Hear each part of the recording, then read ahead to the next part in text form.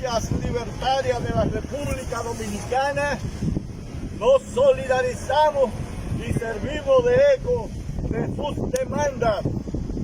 Que el presidente Jovenel Moïse respete el orden constitucional, la voluntad del pueblo y se retire de la presidencia este 7 de febrero, como lo consigna la Constitución de la República de Haití. Que se respete la vida, el derecho a la protesta, cese la violencia de las fuerzas represivas y grupos paramilitares, bandas, gangas armadas contra el pueblo movilizado y se detenga la agresión permanente en las barriadas por individuos financiados y armados por el gobierno. Que cesen los secuestros, las violaciones sexuales contra las mujeres y las masacres como la de Saline.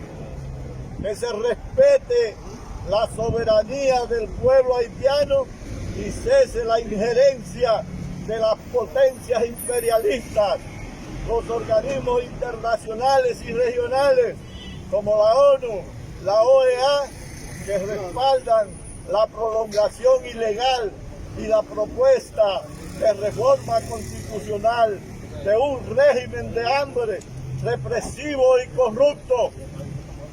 El mundo ha sido testigo de las intensas manifestaciones pacíficas del pueblo haitiano para liberarse del régimen entreguista de Jovenel Moïse y no permitirá la continuidad de un presidente carente de legalidad, acusado de formar parte de bandas que se robó más de 4.000 millones de dólares de los fondos de Petrocaribe y que además se encuentra gobernando sin parlamento y por decreto.